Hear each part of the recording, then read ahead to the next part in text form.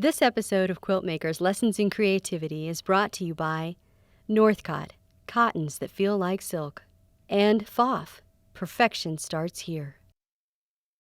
Hi, I'm Jenny K. Parks, and this is Quilt Makers Lessons in Creativity, the first lesson in this series. We are using the Whirlpool quilt that's behind me. It's in the May-June 2016 issue of Quilt Maker, and it's by Janice Averill featuring Northcott fabrics. Lovely. We are going to come up with some amazing creative things throughout the series. Today, we're going to talk about sewing machine maintenance, how to take care of this baby that helps you get everything done, right? I'm going to show you some neat features that it has here and things you want to look for as a quilter and things you need to take care of just to keep on top of it so this machine is running its best and doing the best job that it can for you. So the first thing we're going to talk about is how often to take care of your machine, how often to clean it. You know, it gets little fuzzies and little linty things.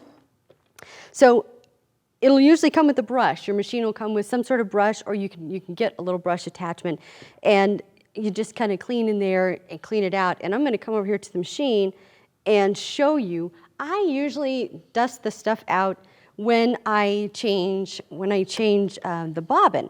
So you just pop that off there. I'll say I need a new color, and I'm going to change my bobbin there. So you just get in with the little brush, get those little linty fellas out, and then you reload.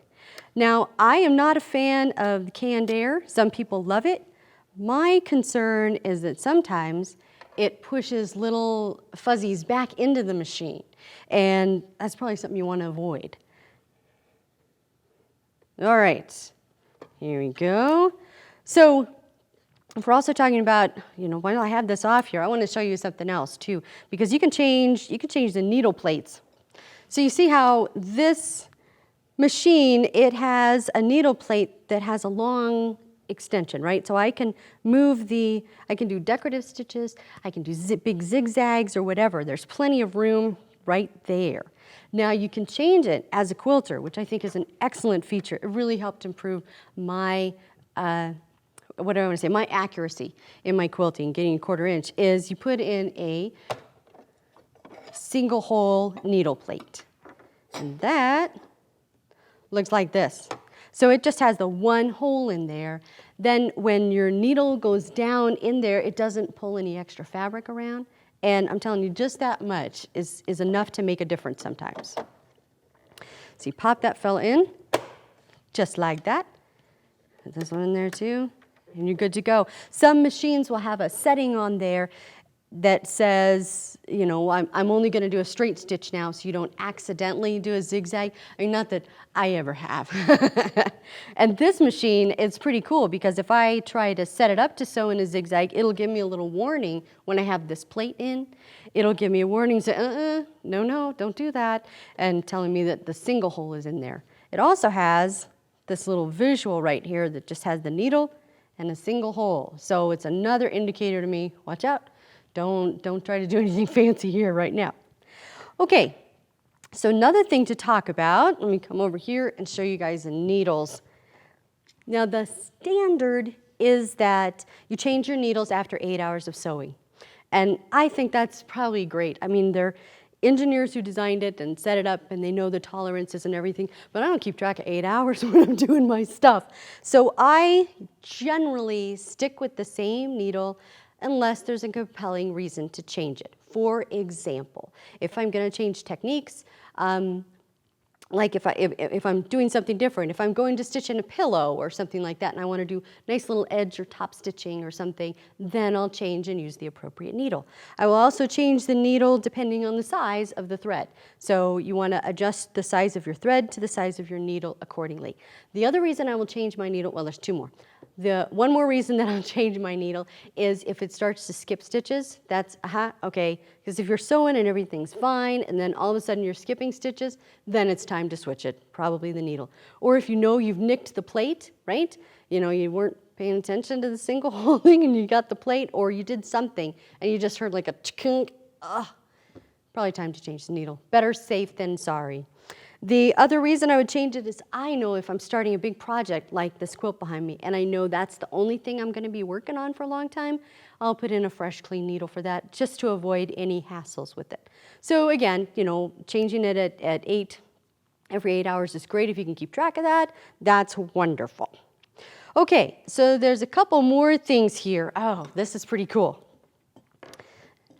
All right, on the sewing machine, it has a neat feature with a knee lift bar. Now, my mom, I sewed on her good old-fashioned machine for a long time, and they all came with knee lift bars, but that was just to make the machine go. This one is pretty cool. Let me show you, because I'm gonna put my foot on the pedal, and we're gonna go. Yeah. And then I'm gonna get down here to the end of my fabric, and I'm gonna use that knee lift bar.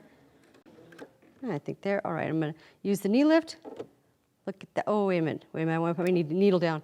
Hang on, there you go, that's another little feature which I love. So I put the needle down and I just press on the knee lift and it picks up the foot just a skosh, and it's enough room for me to rotate the fabric and go in the direction I wanna go. How cool is that? I'm sorry, I think that's really cool, very fun. All right. We'll cut that thread. So I also think the flexibility of the different tables and whatnot that we have here is pretty cool, because you can have this that's slid into place, but we also have some other options. So give me just a minute and I will get those set up and show them to you, because they're pretty neat. So this FOF machine comes with a few options, which I really, really like. They make it very helpful. So I've slid out the little tray that was in here before that held my things, and then this custom table, look at that. It extends everything and gives you so much more room. You can get it with this little guide. It comes with this guide, so you can line that up, and you know, it could be on the very edge or whatever. You can use it to help you guide things along. Really great if you're piecing minky or something that has a lot of nap. It can hold things in place and kind of keep track of them for you, which is awesome. Then the other thing, the other table that you can get, which is wonderful for quilters, and anybody who has to deal with that stuff, is this extension table that just takes it all the way out. I use this, this is what I use almost all the time.